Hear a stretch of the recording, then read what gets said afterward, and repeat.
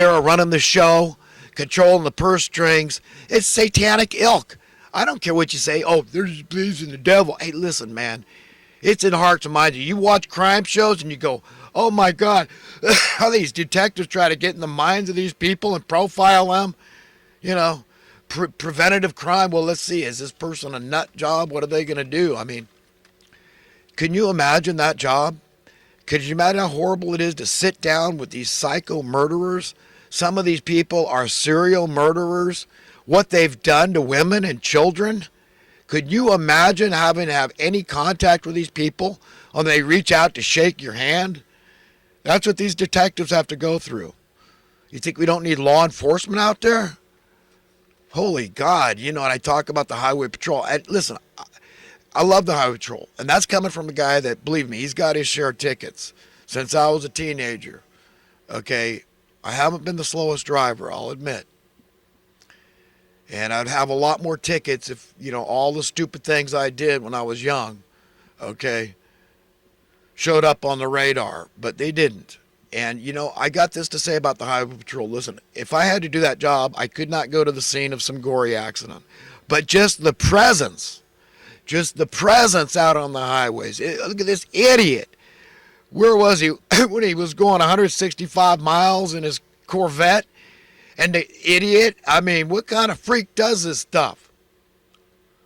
I don't care what the guy's high on or not high on, just adrenaline, testosterone, pot, alcohol, does not matter. That is abandonment of public safety. And could you imagine so many people, if we didn't have the highway patrol out there, we'd be driving like that? I see these idiot, inexperienced drivers out there driving, getting on my butt like I'm some kind of idiot that doesn't know. Hey, old man, get over. You have no idea. You know how many freaking accidents I could have been in that wouldn't have been my fault at all. At all. My insurance company ought to bend down and kiss the ground I walk on. They have no idea. No idea. I mean, I got in a couple that were unavoidable. Not my fault. In one case, I remember I might have saved a woman's life, or at least saved her from being crippled. This happened in 1974, 75. I was about 16, 17.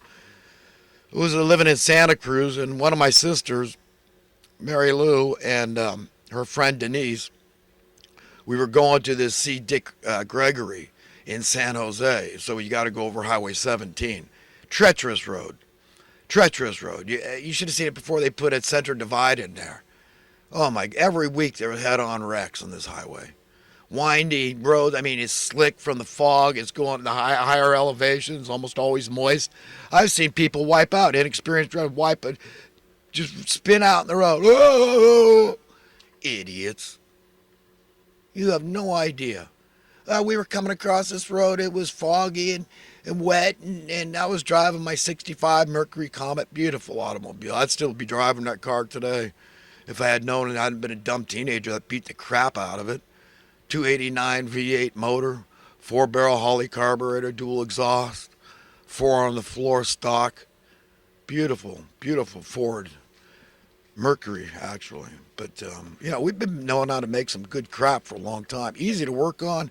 All room inside. I mean, V8 engine, but all kinds of room in there. The only thing was it still had the old point design where you had to set your ignition point gap in the dwell.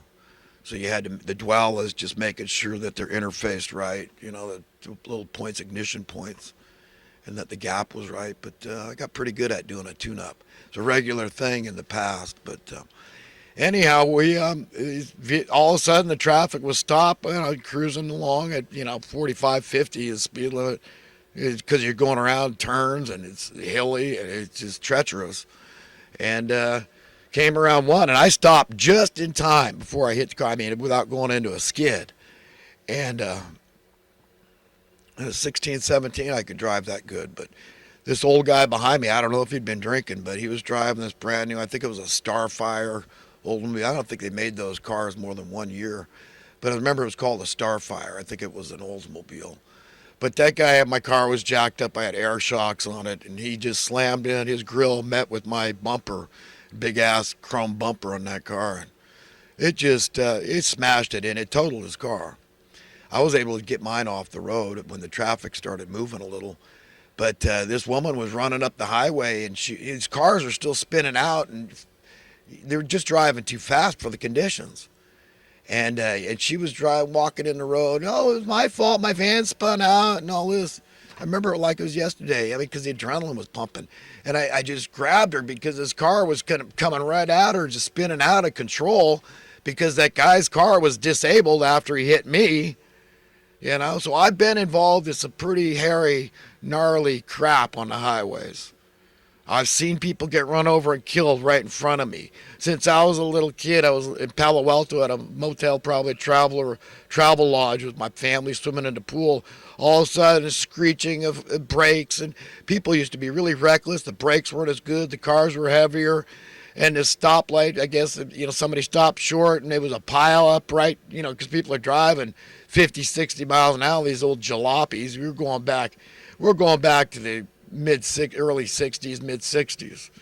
I was a little kid, but I remember the people screaming, this guy running out of his car, holding his eyeball in his hand. I mean, I don't want to get graphic, but it's no fun. You don't want your relatives involved in anything. You don't care whose fault it is. I told my kids, I said, listen, you be ready when you're driving on a night with poor visibility out there, pitch black, moonless night.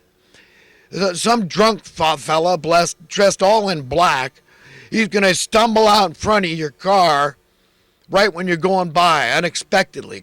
Totally unexpected.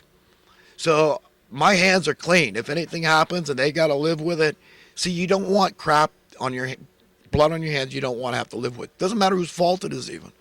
So, even if you haven't been drinking, you know how easy it is to hit a bicyclist or a pedestrian? You know how close I've come? How many times? I mean, I'm just saying, you got to consider very carefully what stuff you're willing to live with and what stuff you say, if I can avoid living with that, I'm gonna. So that's my advice to everybody. That's the same advice I give to my kids. Be careful. And now that's coming from a guy that has driven recklessly. I mean, I admit, I used to race that 65 Mercury Comet, and I was kicking some butt over and over. I was a dumbass teenager, and I drove it while drinking. Back then, the police would pull you over, catch you, know you're drunk, and slap you on the wrist and send you home. Let you drive your car home. And they got sick and tired of that crap. No way, man. They're not going for that crap anymore. So they came down hard. And I totally get it, But I'm lucky I didn't hurt anybody. And, so I'm just saying, friends, count your blessings if you haven't hurt anybody, maimed or killed anybody, because there's a lot of people in society that are living with that kind of crap. And if they had a second chance, they'd be more careful drivers out there. But sometimes you can't avoid it. And, that's part of being human.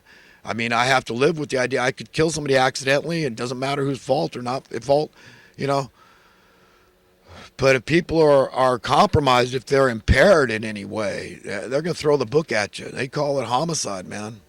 Vehicular manslaughter, homicide, something.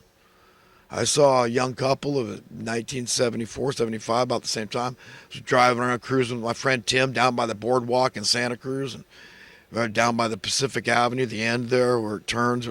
Used to be a Prolo Chevrolet dealership there way back in the early 70s and mid 70s. But little crosswalk, it was a ramp that came down from the boardwalk. I was stopped at a stop sign, people coming from the left, the other right away. So crosswalk, see an old guy crossing the crosswalk, car coming. I figured the car saw him and he'd get across the street. Tim was changing tapes in my glove compartment. And the next thing I know, they hit the guy, and the guy, he flew up, he bounced off the windshield, and he flew forward about 60, 70 feet. Landed on a manhole cover, and I just said, oh, God, Tim, tell me I didn't see what I saw. And this young couple, they pulled over. They went past and pulled over at the end of Pacific Avenue there, and that would be the south end of Pacific Avenue. Southwest, I guess, I don't know, something like that. There's the bay there, so it all curves. It's hard to tell direction. But Tim said, oh, you sure did, man. And there was a payphone I knew that was down ways, and I ran to it. It might be one of the few that still exists down there. 10 cents. Through my 10 cents that I didn't know you could call 911 for free, but put my 10 cents in his panic mode. I just called, and next thing you know, the cops and paramedics show up, and he was pronounced dead at an arrival to the hospital. This young couple, they were, I guess the cop tested them if they were drinking, but probably the windshield was just fogged up. They didn't see the guy. And they were only doing 25, 30. It's, in the city limits, slow speed limit. But they got to live with that for the rest of their lives. And it sucks. And they interviewed me. I was the only witness, unbiased witness. And the cop didn't ask me if the guy was in the crosswalk, so, I kept my mouth shut.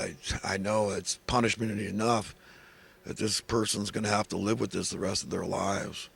They're going to be the last person that's ever going to run somebody over, I bet you. You understand?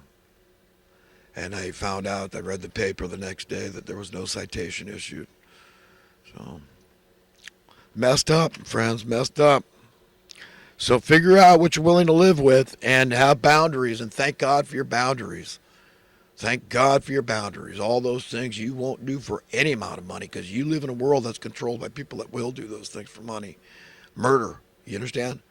Murder. That's what they'll do to keep control. They love money and all the accoutrements thereof, the power and the control, everything else your little imagination can dream of too. John Lennon, just to finish up with him, he really came out with some beautiful stuff. Cut down, murdered when he was 40. I mean, listen to some of his less known songs like Love and Dream Number 9. Of course, we all know Wheels. But, how much more stuff would that guy have been able to give us if the psycho hadn't murdered him at 40? Sick. Yeah, so friends, shy of being cowards. If you're like myself, like-minded soul, you can't help but be despised by evil men. It's not music to their ears to encourage other righteous people. Okay, they don't want you out there doing that, reminding them that the good guys have got to win this thing and will win this thing. God's will is going to be implemented upon the earth, and they must and will be defeated, and all their power is going to be gone. That's the power of the purse strings. You see, the world of tomorrow, the one that God installs here, it cannot contain any form of money. It too easily corrupts the hearts and minds of people. We can't handle it. No other creature has any use for the crap, and there's no reason we ought to have any use for the crap. Clothing, we can talk about that, okay, because I'm kind of modest, generally speaking. Okay, it's just, I've gotten more modest over the years. It's just that, it is just a body, and we don't be overly prudish about this, because, we should know we're naked. We should know what the term erotic means. What is it, erotic to procreate? Well, that's the way God made it. That's the way it works with every other creature out there, too. What's erotic? This is the way it works. Sex education, procreation education. Should be no big deal, right? But yet, right, we know. It creates a huge schism in us. There's a huge schism about money, and there's a huge schism about nakedness. There's two that I've pinpointed that are very glaringly obvious to me. That,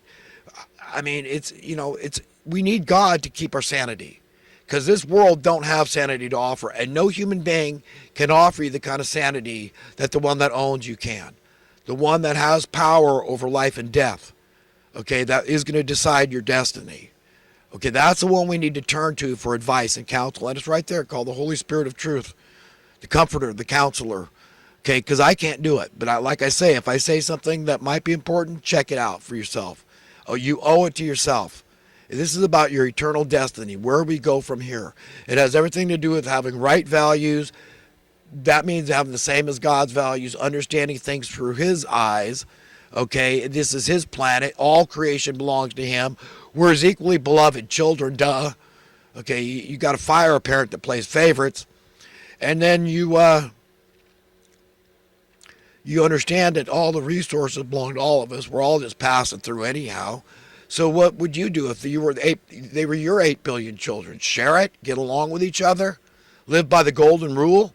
Treat others want to be treated, so his burden is light. Treat others the way you want to be treated as best you can. Drive the way you would have others drive. Live, think, speak the way you would have others live, think, and speak.